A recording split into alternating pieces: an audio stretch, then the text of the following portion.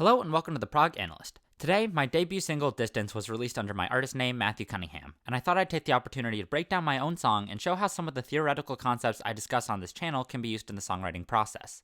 If you'd like to listen to my song before watching the video, you can find the link in the description of this video. Before I begin, if you have any suggestions of prog rock songs you want to see an analysis video of, please leave those in the comments.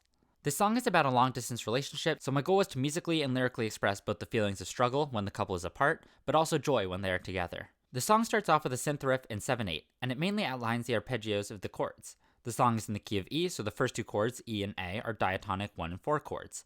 The next chord is C, the flat 6 modal interchange chord, followed by B minor, the 5 minor modal interchange chord. Using B major rather than B minor for the final chord might be the more common choice since B major is the diatonic 5 chord, which commonly resolves to 1.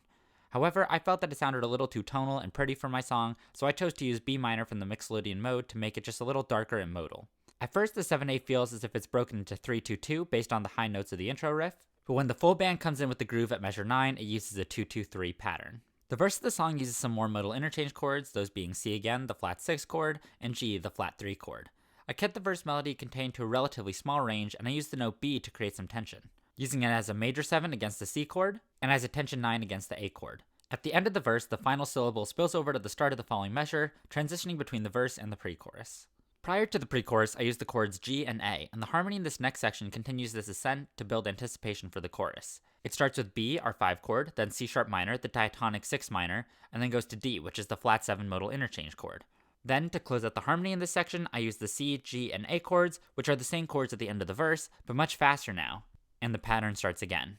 I used the drums in this section to make it feel comparatively slower and less agitated than the verses. In the verses, the drum pattern used 8 notes on the hi-hat, and the drum pattern was 1 measure long. In the pre-chorus, the drums use quarter notes on the hi-hat, and the pattern is 2 measures long, so even though it's the same tempo, it changes from a 7/8 to a sort of 7/4 pattern, which makes it feel slower. I do change the rhythm of the pre-chorus in the 7th and 8th bars, where I break the 7 chord notes into 3, 3, and 1, using syncopation and an unusual beat division to create some rhythmic turbulence before the chorus. You can see that in the verse melody as well. The shift between the verses and pre-chorus to the chorus is the biggest change in the song. Lyrically, the verses were about the time that the couple spent apart. Most of the lyrics were questions trying to convey the uncertainty and uneasiness of this time.